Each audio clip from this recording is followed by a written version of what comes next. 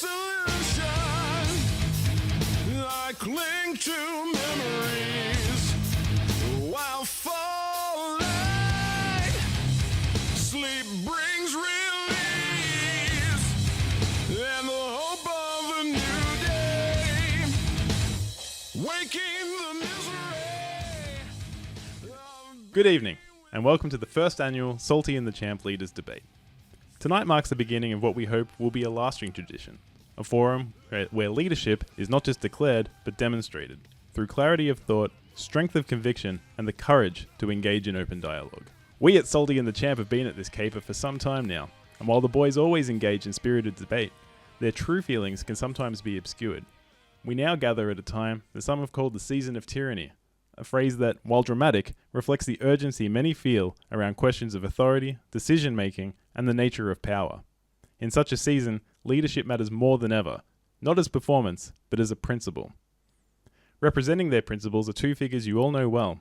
Salty, whose no-nonsense approach has ruffled some feathers and sparked reflection, and the Champ, a veteran of many debates, and a force of presence in any arena. The format tonight will be fair and focused. Each speaker will have time to present their ideas, respond to challenges, and leave with a sense of not only their position, but of the principles that guide them.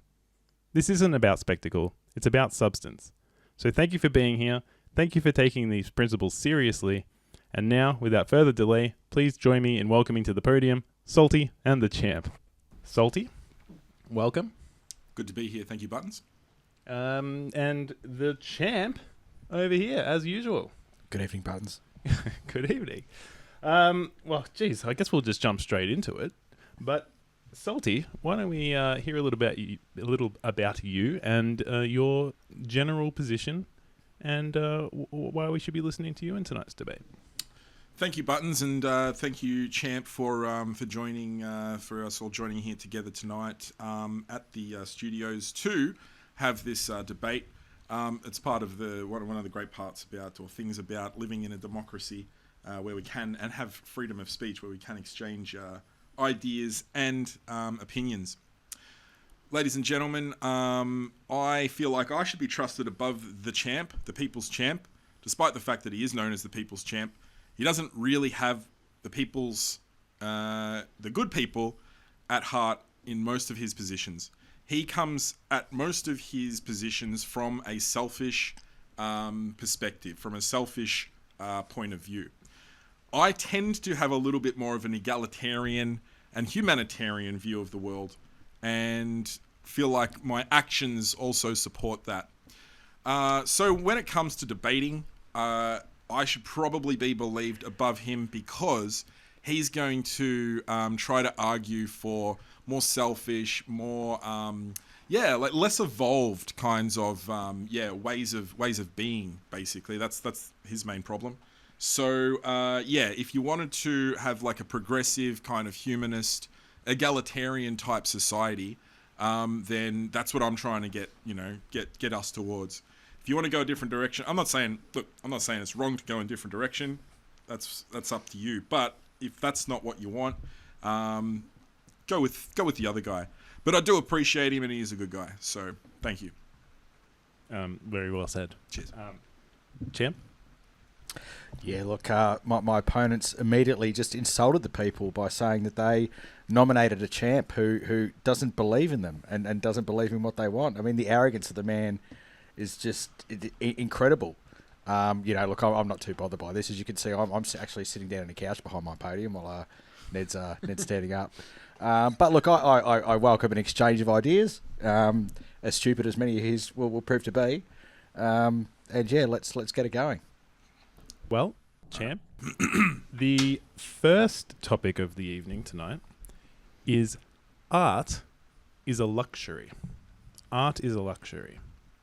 Now, we can interpret that in many ways, but it's obviously up to the debaters. And you, as the first debator, you get to set the tone for this one. So, your 2 minutes starts now. Champ, you've won the toss. Art is a luxury is the topic. Art is a luxury. You have the floor. Right. Anyone claiming that art is a luxury is coming from an extreme position of privilege, and it's probably born with a silver spoon in their mouth. I mean, we're talking about something being a luxury versus a necessity. Something's a necessity. You need it to live. If it's a luxury, it's a nice to have. It's something you want. You do not need art to live. You need food, water, shelter, clothing. That's what a necessity is. Art's nice, but you don't need it. And the fact that it is a luxury is in a way, what makes it so magical, because you don't need it. People don't need to make it, but they put in the time and effort to go and make it. And that's why it's such a special thing. It's good, but it's a luxury. You just don't need it to live. Don't need it to live. Don't need it to live. Well, I'm scared to actually think about what you consider living if you don't consider art as completely necessary. Look, it can be seen. I can understand why it can be seen as a luxury, is because sometimes we value paintings for millions and millions of dollars, and and artists are some of the highest paid. Of course, the big successful artists are some of the highest paid people out there. But think about what happens to a person when they need art. Like when you need a song, or when you need a poem, or you need a movie, your favorite movie or TV show that, speaks to you after a horrible day, or after you've, broken up with someone, or for whatever multiple reasons why we could get down and out. Have you ever been down and out? You ever had a bad day, Champo? Of course I have. So, what do you do then? You put on a song that makes you feel better, or you watch a movie that makes you feel better. But I don't need it. You do need to feel better, mate. If I don't watch it, I don't die. I'm sorry to I hear get that. up the next morning and tomorrow's another day. I'm sorry to hear that, but you do need to feel better. You should need to feel better because, you're... I know we're here to debate tonight, but I want to say that you're a nice guy and you deserve a bit of happiness. So, when you are down the dumps, you're not going to say, oh, I'll just sleep and I'll eat and I'll just do what I need to do to survive. It's like, no, you need to get out of your funk and, put on, who's your favorite band? You probably like, Pink Floyd or The Who and stuff like that. You put on a bit of that and you start feeling better. They're the ones that are really going to help you out more than just eating or sleeping. They're the ones that are saying, writing the chords, writing the lyrics, writing the music, and putting that together to speak to your soul. You may not think you have one, buddy, but you do have a soul, and yeah, it needs to be, helped along the way sometimes, and that's fine because we all do. As I said, that's not a luxury; that's a necessity. That's a viewpoint of someone who comes from a position of privilege. I mean, if you're living in a war zone or somewhere in the middle of where everybody's suffering from starvation or a natural disaster or something like that, you're having a pretty bad day. Going home and watching an episode of The Simpsons or something like that is not going to help you, right? What you need is some food. You need some shelter. You need medicine or something like that. If you don't have those, you will die. That's a necessity. You need it. You need it so that you don't die. I don't think the topic's... sorry, but the won't topic's... stop you dying. So anything you don't need to live is by definition a luxury. Yeah. Well, you don't need art to survive. You can survive without art. You keep straying away from the topic. The topic is art is a luxury. Do you agree or disagree? It's a luxury. You're talking about you need this, you need that. We're not talking about food, it's a water, luxury air. versus a necessity. It is not a luxury. It is a it's a 100% a requirement of being a person is to experience and explore art. In some cases, create art. Again, privileged, incredibly privileged. It's not privileged. It's not privileged. You can be a. Do you think someone in the middle of a pauper. famine gives a rat's ass so they get to see a nice You can be a pauper. painting? You can be the lowest of the low. You can be. I couldn't give a rat's toss bag. You can be. You can be the brokest SOB out there, and you're still capable of singing a song, still capable of whistling a tune, of writing a poem. It's not going to help you when you're starving to death. You need 4 pounds of sausage meat. To put this bourgeois quality, this it's from a 2 handfuls of sausage meat, please. From a position of privilege to be an artist or to explore art or to experience and to like art. To say that's privilege, that's just such a mental disconnect with the human condition. Only someone in a position of privilege could believe that. It just confounds me, people. You just prove my point. It confounds me to actually, be met with that kind of resistance, because who would resist like that? Like I said before, I think he does have, some deep, dark desires, this troubled boy. And, the only way you can kind of express them is by engaging with some sort of medium that speaks to him on that level. And without that, you're suppressing it. But what's that got to do with something being a luxury or a necessity? Well, you're going into some bizarre, unhinged rants. No, now. you do need art. You need art, and you need to express yourself. That's really the main thing, and that's how we express ourselves is through art. And if you resist, I'm sure people yourself, starving to death in Sudan at the moment, if they express themselves, they won't starve. If you resist expressing yourself because you don't like what lies beneath, and I'm not saying anything about that. We probably shouldn't get into that. But yeah, if you're resisting on such a level that you say, no, I can't possibly like art because it's too bourgeois, it's too privileged. Or, I didn't say that. I said art was a great thing. Yeah, well, and it is a great thing, and we need it to live. And part of the magic of it is that you don't need it, and is that it is a luxury, you do need and it. it's a nice thing. Because to live is to what is life? That's what people are always trying to figure out, and I think we need to try and explore and experience, and art is a big part of that, and it's just as necessary to the human existence as eating a sandwich. If you don't get art, you don't die. Well, you die. Your soul dies. Let's say that your soul dies if you don't have art. If you don't explore art. Never heard of anybody. Maybe what's happened. I never have heard of anybody who died, and the coronial inquest said did not get enough art. That's maybe. It's maybe what's wrong with you, buddy. Is that your soul? Well, I'm not dead, am I? No, but your soul is. That's obvious. What's up? It's time, boys. All right. Look, time on the first one. Look. Compelling points and a passionate argument from each of you. This is Button's final thought on the matter.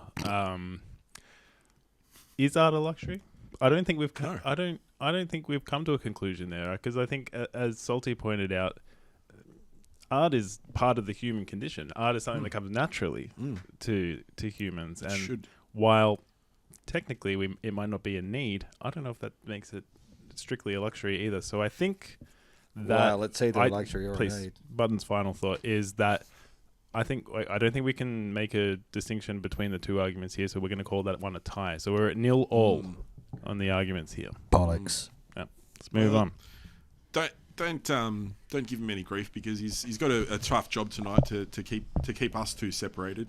So I support what he's doing. I think he's doing a good job so far. So thanks, keep sucking up, boys. Question number 2. Now, we live in a violent world. We can all agree on that. The question today is, all violence is appalling. That is the statement. Sorry, not the question, the statement. All violence is appalling. Now, Salty, you'll be arguing for the statement, all violence is appalling, and Champ, you'll say in the negative. Yep. And as Salty went first last time, you shall take the reins on this one. Yep. Go. Yep. So the most basic view there is that if you're attacked in a violent manner and you have to be violent to defend yourself, then that violence itself is not appalling. So that's one way to look at it. But there's another way that sometimes people deserve, let's say, a smack in the mouth. If there's never any physical consequences to anybody's behaviour, then in the absence of being locked up or prosecuted or something, they're never going to change that behaviour as much as you might argue with them. I'm not saying that they should be strung up and hung or something like that, but a bit of a smack in the mouth for some people is probably well deserved. It's educational. I've had it before. I probably deserved it, and I learnt from it. Just to say all violence is appalling is a fairly glib black and white statement. There is a lot of a grey area in there. Salty, your retort?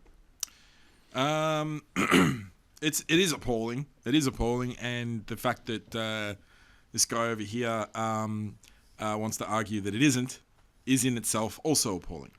I think he said that he got smacked in the mouth once, and he probably deserved it. Trust me, ladies and gentlemen, that's the only thing you're going to agree with from his mouth all night. I would have liked... Look, I'm not going to sit here and say that I wouldn't like to smack somebody in the mouth, him especially. But it's appalling behaviour, come on. Now, that doesn't necessarily mean that it's not necessary. Sure, like somebody might learn something from getting a smack and might think, I probably won't act like that again. But that's still appalling that had to happen. Like, there are probably other ways to that self-discovery. But, yeah, someone else resorted to 5 across the eyes or whatever your favourite expression is. What would you show a bit of art? Probably that could have worked, and it would have been a less violent way of going about it. Less entertaining, probably. Yeah. Look, Those evildoers. I don't mind violence in film, violence in TV, etc. I like so violence in film and TV is not appalling because it's not real. See, that's not real but violence. It's not appalling. It's depicted violence. It's not real. But the statement was all violence is appalling. I think that buddy. I will have to pull you up on that one. Oh. We need to take the questions or the statements rather literally, and the statement was all violence is appalling. So I think we can agree that the definition of that will include depictions of violence. But it's not real violence. If someone gets hit on camera, you know what's happening is they're setting it up from an angle where they don't need to make contact. It's not real violence. So if we're talking about violence, we need to be talking about actual people getting hurt, people getting killed, boxing, maiming and murdering. Emotional pain? Yeah. You can be emotionally violent. Hip and shoulder in the footy? That's also appalling. That's also, hip and shoulder in the footy, boxing, well, sporting violence. The hip and shoulder, that's a bit of a, people sign up to footy and contact sports knowing that there's, a little bit of a risk of getting clipped. Now that is probably if you want to attack me, Buttons, if you want to get out of line as a moderator and side with Champo, then perhaps what you could come at me with is sport, contact sport, where there is violence, real violence. But I like footy. I like when there's a bit of biffo on. So that's okay. And that's probably where I'll, that's maybe a little bit where I might get, a little bit bent out of this position. But is violence... They sign up for it, so there's a little bit of Exactly. It's consensual. Yeah. Because can we call it violence if it's consenting and as you're playing a contact sport, you are clearly signing up for a level of physical contact? Do we call that violence? Or is violence, by definition, not solicited in that way? Well... No. I mean, you try to redefine violence here. The statement was all violence is appalling, and Salty has... All real violence is appalling. No, that wasn't the statement. The statement was all violence is appalling, and well, as Buttons said not just 30 seconds ago, that we need to take these statements literally. Yeah, we are taking it literally. We have to take violence. We have to imagine everything that's in the sentence is the true representation of that thing. Yeah, and you just spent the last 2 minutes arguing my point for me. So clearly, you've conceded you've lost this one. I haven't lost this because one. You've stated that a number of forms of violence are not appalling. You're being violent when you react with a heart emoji or a laughing emoji to a serious story I'm talking about where someone's got hurt. Me, in fact. I think that was it was a laughing emoji. Yeah, because you don't use the heart. You don't use the heart. No. You're afraid of showing emotion. You prefer to show 5 across the eyes. I showed emotion there. I laughed because I didn't find it appalling. I found it amusing. See, that's what's wrong with him, people. That's what's wrong with him. He doesn't, he doesn't respond on an emotional level where you would expect somebody, a normal person, a sane person, someone that's got a heart, to actually respond. It's appalling when there is violence. I think there's, that's not a controversial statement at all. It's appalling when somebody commits violence. And especially if I'm talking to any victims of violence out there, if you are a victim of violence, I'm sure this is making you tremble with fear and sorrow right now because, we're reminded of these times where violence has been committed on us, and for someone to say that it's amusing instead of appalling. No, I didn't say all violence is amusing. It brings it all back, and it's essentially like another slap across another 10 across the eyes. See, I didn't say all violence is amusing or that no violence is appalling. Okay. I said that it's not true that all violence is appalling. All violence is appalling. I think it always is. If anyone's ever chosen violence when there is another solution, that's an appalling way to go. It's appalling. Well, see, now you're adding caveats. What caveat? There are always other solutions. No other alternatives. There are always other alternatives. There are always no, other there's not. Yes, there is.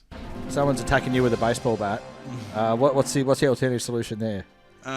Look, meditation. All right, that's when violence is necessary. It's self-defense. You need to self-defend. So is that appalling? Take that down. Yes, it's appalling that they had to do that. It's appalling that they got into that position. The violence that you need to commit to defend yourself, is that appalling? Yeah. Yep.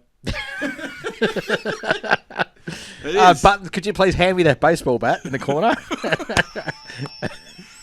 You see what happens. You try that here. This is a stand your ground state. Suburb. I think we might even need to call that one a draw again. So we're at 0-0. All right. After two rounds, 0-0. How much did he pay you off tonight? No, I just don't think there's a clear winner in the argument. Right. I mean, these are big questions we're asking. Yeah, Again, viewers, in the comment, please. I think that's fair enough. Look, he had a pretty strong position. I feel like I had a pretty strong position. That's I'm your happy position to was take. appalling. I'm happy to take the draw on that one. Yeah, I bet you are. All right. That's big of you. That's big of you, Salty. Yeah, thank you. Yeah. You could learn a lesson from that, Jim. Sucked in. Alrighty. What's our next topic, Buttons? Well, actually, our next topic comes from a call-in. Okay. So one of our fans So at home. is this a new caller? no, it's actually a previous caller from really? from the Christmas special. Oh, Right. on. Yeah. Right on. So we'll cut to that now. G'day Buttons, Futures here mate, how are ya? Hey listen mate, I understand that the boys are having a bit of a debate tonight and I thought I'd chuck something in the ring that's been bothering me a bit. Because as you know, I'm an eternal ephemeral being. And I've been thinking lately, how'd that come about? Because I certainly don't know, and I'm not sure that it's something that science can explain. So that's my contention. Science cannot explain everything. What do you reckon?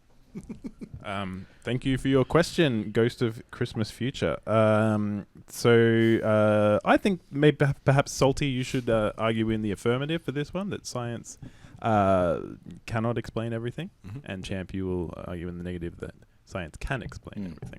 All right, Salty, your turn. Shoot. Well, thank you, Futures, for the question, and thanks for watching the show, Futures, as well. So yeah, there are a lot of weird things that happen on this place we call Earth, and some of them pretty obvious exactly what's happening. If I touch something, there's a sound making contact. If I drop something, it's gonna fall on the surface because of gravity. These are easy to explain things, but what happens when something has some sort of weird thing happening to it, or something unexpected happens? When something appears to act as if it has been influenced by something, by some external force, but indeed there is nothing there. So, I'm talking about, telekinesis. I'm talking about, ghosts. I'm talking about all that paranormal stuff, some of which we talked about on the Halloween special.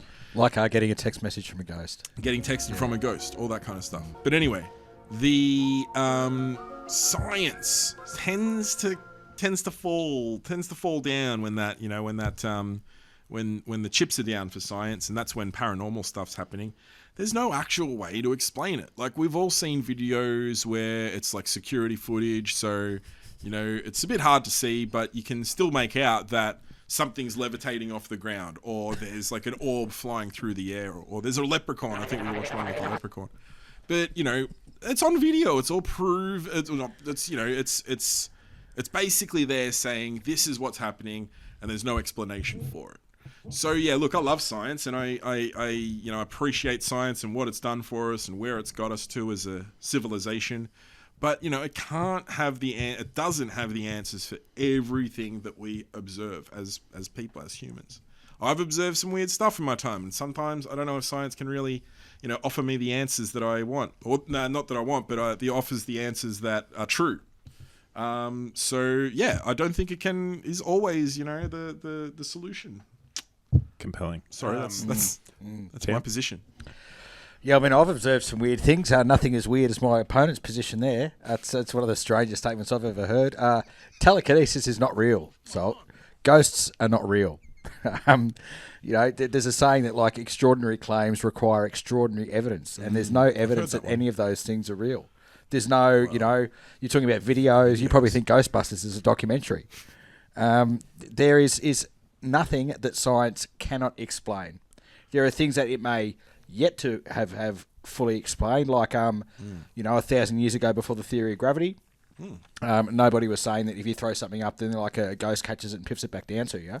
I mean, there would have been, possibly, just as good as possibly some clown with a medieval podcast might have been thinking that. But there is a scientific explanation for everything. I'd like to hear some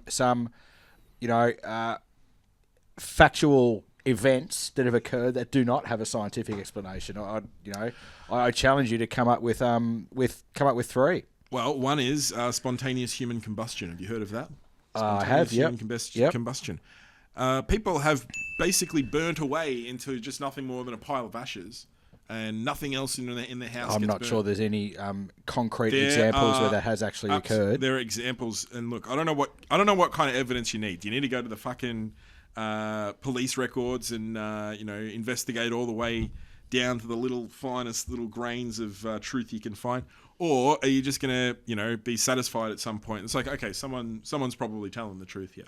I'm pretty trusting, so I'm happy for the information that I see on the website to be a source of information. It's well known the internet never lies. Yeah. Well, it doesn't. You can trace back the sources and you can see where it comes from.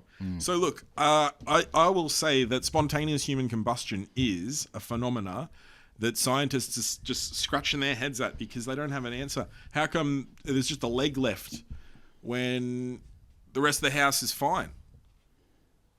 Like you see stuff like that. You see stuff like that, and you have to think, how? Because it's obvious that it's happened. And there's photos of this. There's videos. Well, not videos of it, but there's photos of it, and they're never smokers either. Well, actually, no, they're never smokers. So you've got no there's no sort of clues. There's no clues. How did it happen? That's one. You asked for three. Sure, that's one. Sure. I've got one for you.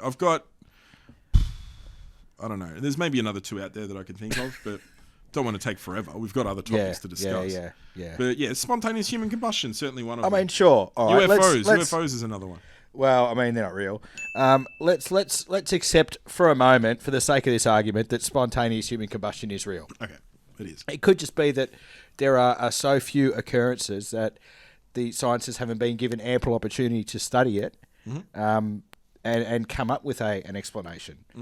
Just because there's not a scientific explanation for something today doesn't mean there won't be one in a year or 2 years' time. The statement was there are things that cannot be. What was the statement again, Buttons? The statement again we need to, and this is from the Ghost of Christmas Future who asked this, but essentially it boils down to science cannot explain everything. Yeah. Now or in the future. Yeah. So I don't believe that it can't explain everything. There may be something such as a random leg sitting there, as you pointed out before, that just hasn't been explained yet, but that doesn't mean that it cannot be explained. Do you believe in God? Not really, no. So you don't believe in him, but there's all these stories about him. There's all these miracles that happen. There's a lot of stories about Superman as well. Yeah, but Superman was a known creation, a known IP. Well, some people might say the same about God. God is not an IP, and it's sacrilegious to say which God? The Christian God, the God with the white beard and the long, and that is a male. That God. So that God's real, you're saying? He's not real because you can't prove that he's not. What real. about the other gods? They might be real as well. So well, then what about Superman? He might be real because he's from Kryptonite. So there might be a star out there called Kryptonite, or the planet it's called Kryptonite. Called Krypton. Krypton, sorry. And there might be a Superman out there. But that's, that could be explained by science. There could be aliens and stuff like that. But God is one that you can't say is real or not because we can't tell. So that's something that science can't prove it do. negative. But science can't prove it positive or negative. So there are things, by that statement alone, But you don't know if it's out there or not. Science cannot give all the answers. That's what the topic is. Science cannot provide the answers for everything. What was it again exactly? I can't remember. Science cannot explain everything. Science cannot explain everything. So science cannot explain what happens in the afterlife. Here's science's explanation for that. There is no afterlife. There is no God. Prove science wrong. Well, you can't prove it right. Extraordinary claims require extraordinary evidence. Well, that is an extraordinary claim. So give us the evidence that there's no afterlife. Well, you're the one who's saying that there's a God. It's like I could say there's a 4,000 kilogram bear at the top of Mount Everest, right? Scary. That is a Prove scary. there's not. Prove there's not. Well, I don't have millions of dollars to go to Mount Everest, so I'm not going to do that. So you can't prove it. So there is a 4,000 kilogram bear on the top of Mount Everest. It's by your logic. You should have chosen a more clandestine destination, because many people have been to the summit of Mount Everest and no one's reported a 4,000 kilogram bear.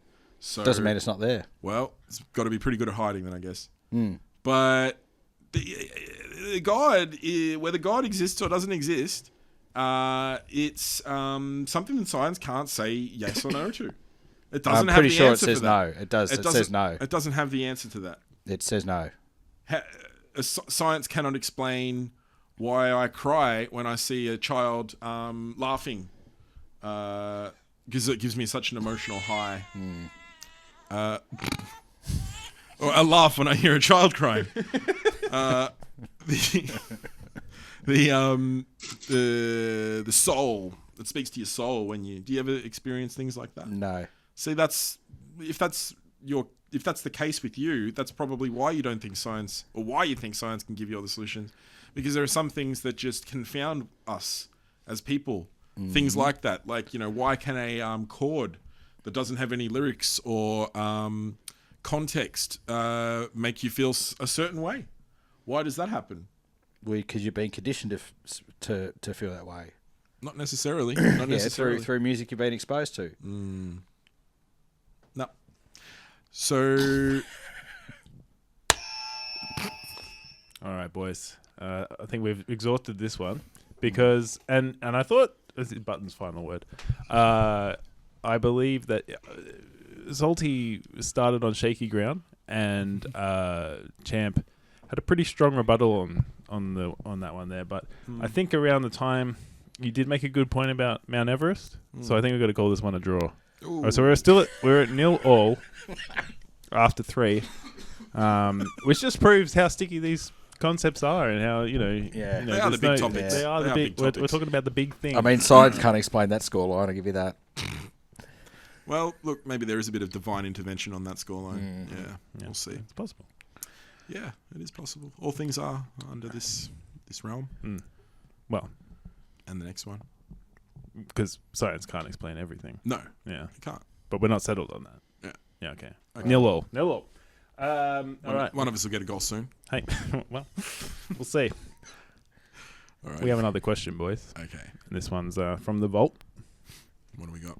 Now, this one's topical for the weekend because, as we mentioned, it is election week and we've all been voting. Are we voting early? Yeah. I haven't voted yet, but I do plan to vote early, that is. I mean, I don't know anyone who does vote on the day now. Oh, really? I mean, there's millions. Anyway, this is a politics-free zone. So, but the question, not about any particular politics, but the question is, people should cut those they disagree with politically out of their life. People should cut those they disagree with politically out of their life. Cut them. Go away. All right. Salty, you will be arguing in the affirmative that people should cut those they disagree with politically out of their life. Yeah, they should. And Champ, you will argue against. And Champ, you have the floor. Yeah, I mean that's just a ridiculous statement that you should cut people out if you disagree with them politically. I mean, that's half the problem with polarisation and lack of civil discourse in the world at the moment. That people won't sit down and listen to another opinion and assume that their opinion is correct. And to go so far as to cut somebody out of your life because you disagree with a political view is just ridiculous. You should be able to disagree agreeably. You should be able to sit there and put your point and then sit there and listen to somebody else's point and go, you know what, we disagree, but we've been friends for a long time or we're family and I'll respect their position. I won't agree with it, but I'll respect it. And I'd hope they respect mine. And then we could sit there and we could talk about it like adults. And anybody who just thinks they should cut people out, I just think it's just a ridiculous, childish way to go about living life. Salty? I think it's all about self-preservation. So if you are unfortunate enough to be lumped in with, we can't choose our family, but we can choose our friends. If you're unfortunate enough to, be with somebody, it might be your mum or your dad or your brother or your sister, cousin, uncle, if they are giving you a hard time in that, their political positions cause you to think that, they are essentially less than, they're morally corrupt, or they're not empathetic enough, or they're not sympathetic, or, they're not sort of community minded, whatever it might be, then, you're never going to see eye to eye. So what's the point in, trying to put a square peg through a round hole? You're never going to see eye to eye. So just cut them out. Try to surround yourself with people who do share the same worldview as you, because and then at least you'll agree and you'll find common ground with them. I feel like, it's just wasting time if you try to be friends with or try to remain in the same family with somebody who thinks, or votes differently to you at the ballot box. So, you should be unapologetic in that position as well. If they ask you why didn't you give me a happy birthday this year, or why didn't you give me a birthday present or a Christmas present, you can say it's because and I don't. We won't get political here, but it's because you voted for Donald Trump. So if that's what if that's a line that you don't accept people crossing, just move away from them. Just throw them away like the trash they are. Now, I'm not saying one way or the other, who you consider trash, but I think we can all agree.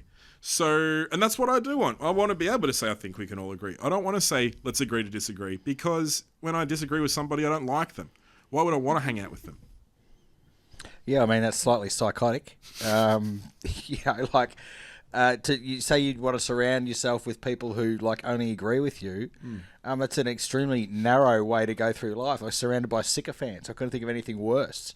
You're just closing yourself off to the world, to other views, and you're on the assumption that your political side is always right 100% of the time, and it's just not correct.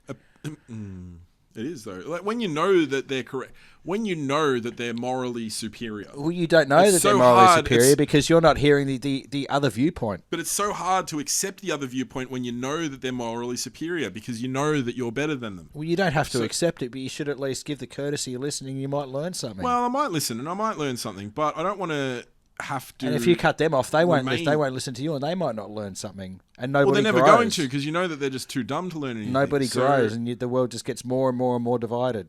Then everybody ends up just killing each other. It's not my fault that everyone's divided, because if it was up to me... Well, it is if you're cutting them off.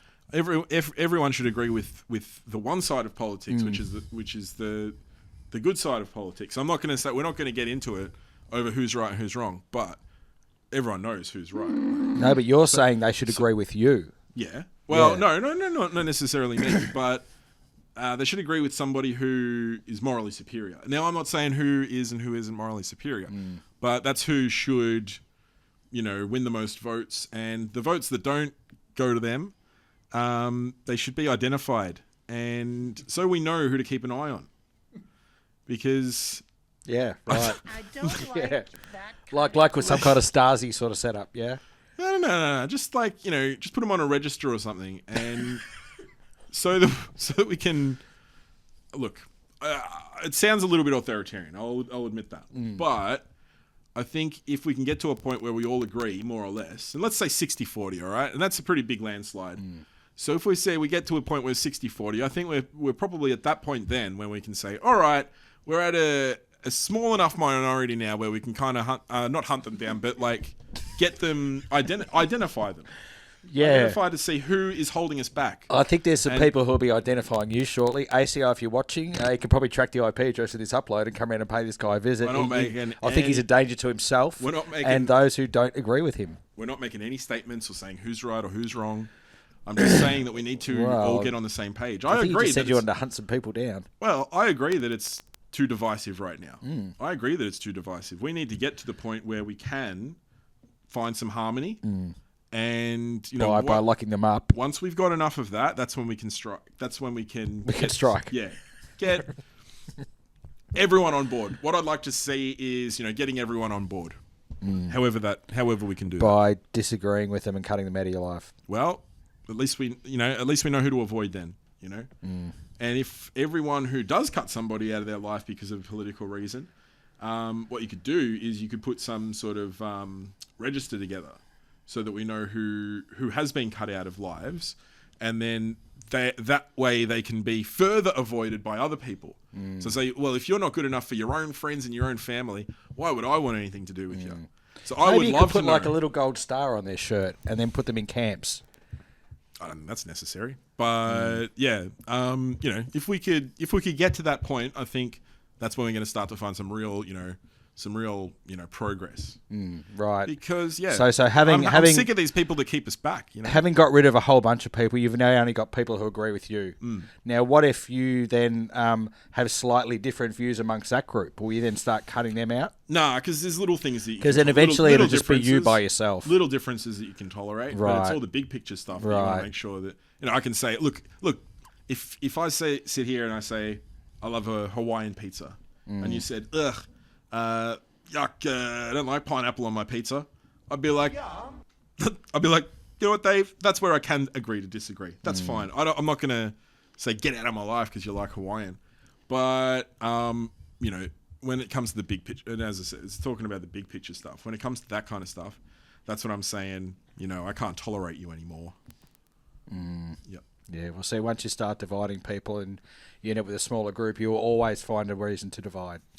Look, if you keep looking for it, but once you get to a certain level of agreement, you can just say, all right, sweet, we're all on the same page now, and there's no longer any disagreements. No one's allowed to disagree anymore. So I think you know, that's fine to do, and that's probably something we should aim to do as a society, because we're not making enough progress, if you ask me. I like to watch Star Trek, people would know, and you know, how are we going to get to the stars if we can't, you know, if we can't figure out how to agree with each other? Yeah, so that's my position. Any final word on that, champ? Oh, I think it's deranged, psychotic, and I'm sure he's down a watch list. Well, boys, that was a passionate one and contentious, I would say. And Yep. I think Champ's very clear-headed response, you know, had a lot of truth to it. But I think Salty's passion for his point probably counteracted that enough that I could call it a draw. Another one. Right. I mean, you can't even take yourself seriously at this point. He's got a. I think he's pretty balanced. Yeah. He's pretty Fair and balanced. balanced. Yeah. I mean, just for the audience, I got here after these two today, so I'm sure there's been some cash in paper bags. Being It's your exchanged call. at some You're point. the one I that mean, says, "Oh, I'll stroll yeah. in at fucking quarter after 7, and get into it when we're the ones setting up and everything." So, Yeah. I'm sorry, Dave. I'm afraid I can't do that. I'm sorry, Dave. I'm afraid I can't do that. Yeah, he's afraid he can't come over before 7 o'clock. Fucking halfway through the night. Bloody nearly your bedtime by the point you get here. Sorry. True. Sorry, no, Buttons, go ahead. please. No, I mean it just again speaks to the stickiness of the topics that we're They are raw discussing here. topics, They yeah. are raw. They are. They're passionate. We have strong opinions about it. So We do. why don't we finish it off with something that's a little bit more clear cut? Okay. All right, because this one we're getting back to our roots on this one. Because the question, and this one's from the audience, Alistair Clarkson. We know who we're talking about here. Alistair Clarkson. Yeah. Okay. Alistair Clarkson is Greatest a coach in history. Well, Clarko. hold on. So the question is, Alistair Clarkson is a better coach than Kevin Sheedy. Ooh. Someone's Alistair Clarkson is a better coach than Kevin Sheedy. Someone's Now, talking shite. well, I think logically it would go that Salty you would be on the against. I would that one argue there. passionately against. Unless you that. want to take the 4. Does you want to po- take the 4? Does the No. dear departed Pope shit in the woods? No. Too I soon. would like to. Sorry. Sorry. I would like to argue against that. Okay. statement. All right. And you went first last time, so I guess Champ, you will be arguing that Alistair Clarkson is a better coach than Kevin Sheedy, and you have the floor. This will be good. Sure. Well, Sheedy coached in an era of amateur and semi-professional football. Harder to wrangle. Fewer teams. Those who were successful were far more successful because there wasn't much in the way of equalisation. Bit of competition. There was cash, passing under the table Played in for many passion. instances. Sorry, could I speak? Sorry. Yeah, Go yeah. ahead. And he's a great coach. Don't get me wrong. 4 premierships, coached for a long time. But he coached in largely a state competition, really, with 1 or 2 interstate teams. Whereas the great man Clarko, the wall puncher, he coached in the truly modern era of football, truly fully professional, fully equalised. And he's had, he got that 08 flag that people felt he came out of nowhere, but he basically revolutionised the game, and then came back for the 13, 14, 15, the three-peat, which I might add Sheedy never achieved a three-peat, with many finals and grand finals appearances in between. And he's bred a huge number of coaches who served under him. Sam Mitchell, Adam Simpson, Fagan, the list goes on. Yeah. The shit list goes on. Sure. Anyone who knows anything about the great game of AFL football knows that Kevin Sheedy could coach blindfolded circles around Clarko. And because he spanned eras, you said that Kevin Sheedy coached in the era of... Now, you're mistaken there, because Kevin Sheedy coached for 27 years. He coached through multiple eras. He coached from 1981 to 2007. Do you know how much evolution the game went through? Yeah, but he was in that garbage. Sorry, He was can I absolute speak? garbage at the Sorry, end. can I speak? The eras that Kevin Sheedy coached, you could arguably say that he coached through 3 distinct separate eras. National expansion, or even 4. Pre-national expansion, national expansion, professional era into the modern era. Like, the man is a titan. Clarko, on the other hand, he had his three-peat. Sure. Look, I'm not going to say that Clarko's not a bad coach. He had a three-peat. It's impressive. The competition was diluted, and our good old mate Bolbo, who was here last time, educated us a little bit around why that is. I won't repeat it now because, Because it was drivel. No. So... 3-peat, yeah, back to back to back. So that's a quick, succession of premierships, and that's good. He was able to get that team, just the way they needed to be to really be a successful team for a short period. What Sheedy was able to do was that multiple times through different lists, different eras, different styles of play, different states of the competition, different amounts of competition. He had premierships when we were 12 clubs, when we were 16 clubs, when we were 18 clubs or whatever, and that alone is more impressive than just doing one three-peat plus an earlier premiership, which was by some grace of God they managed to win. It was by all those rush behinds that are no longer allowed. So Sheedy is just so much more impressive than Clarko because he was able to do it multiple times over multiple eras with different lists. He kept proving himself time and time and time and time again. Whereas Clarko had a very successful short period. Many coaches have done that. Many coaches have coached the three-peats. Well, Clarko's still Not many going. coaches have coached for a generation or more and won with several different lists through those Sheedy different didn't periods. coach well for like the last 10, 12 years, and look at the absolute. He didn't mess. coach well in his last 12 years when he went to 2 grand finals and won 1 grand final. He didn't coach that. So, No, hang hang if on. you go to No. yeah. When he coached in 2013, yeah. 07. 07 was his last year with the wasn't Bombers. Wasn't he at GWS? With the Bombers. Wasn't he at GWS till like 13 or something? Yeah, he was with GWS for a couple of seasons, but we're not He really was like worried a about that. caretaker kind of So interim he was coach. Do you want So to he talk was about coaching. Clarko's time at North? Yeah, fine. Yeah. Well, it's only been there a irrelevant to the couple of argument. years. It's It's only irrelevant been- to the argument, so He's- don't worry about it.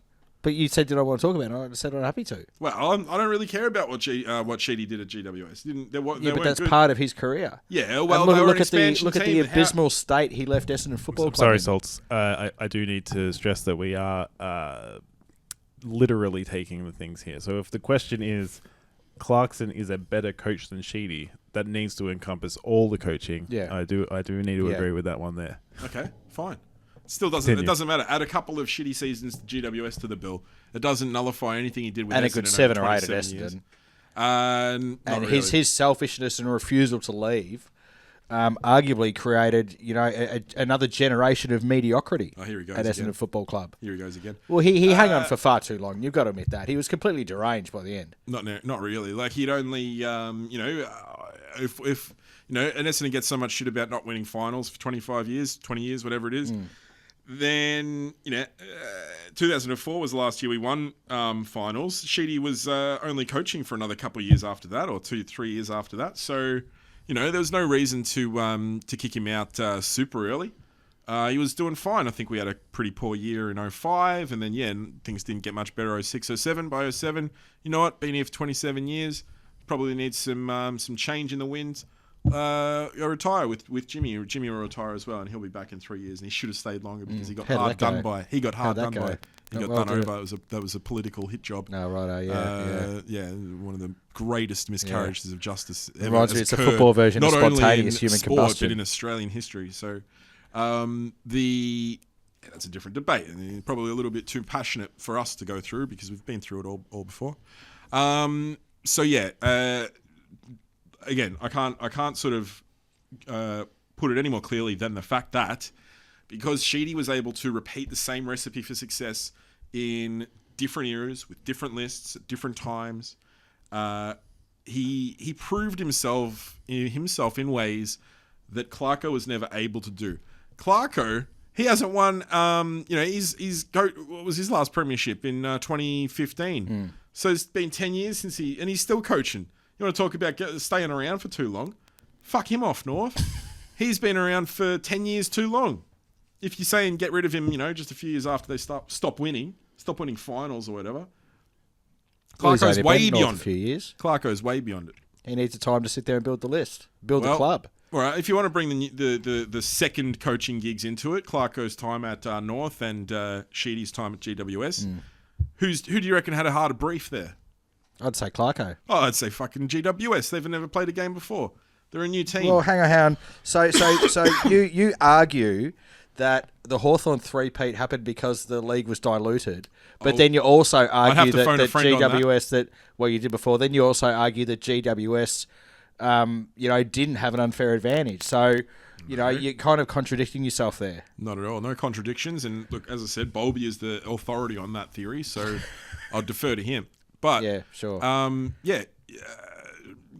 North has been in the league for 100 years. GWS had not played a single game before. So you go into a club with established history, established fan base, 30 years. an established list, etc., etc., etc. Or are you building that all from scratch? What's going to be who's going to be more primed to win a game? GWS for Absolutely sure. not. Absolutely not. You're just living in a fantasy land if you think that. You should try to be less emotionally attached to the argument here. Now, I do go for the Bombers, but I'm coming at this from a purely unbiased and objective I'm sure. sort of perspective here. It's just proven in the proof is in the pudding, as they say. 1984, 1985. 7 years later, 1993. 7 years later, 2000. Different, as I said, different eras. You can't just say 08, 12, 10, that's it. So quick. It's quick. It may as well have just been the same. Yeah, because game. he's built a super team. I mean, arguably. He did. Yeah. But, he's only done it once. Well, he did it twice because the list basically turned over between 08 and 13. There was only a handful of guys who made it through. Twice. So he did it twice, right? Sheeds did it 4 times. Well, he didn't because he had a couple back-to-back, right? All right, so he that's did it 3 one. times. What's yeah. more? 2 or 3? Now 93. What's more, 2 or 3? Hey? What's more? Well, 2 three. or 3? Three. Yeah. Yeah. So there we go. Yeah. But There we go. Clarko's still going. He could do it again. You don't know. Well, we can't. Yeah. Okay. Yeah. Let's do this. His career is incomplete. Let's do this debate in a. Okay. What's more? 2 or 3. It comes down to Sheedy's that. the winner. Hey, Sheedy's the winner. you conceded.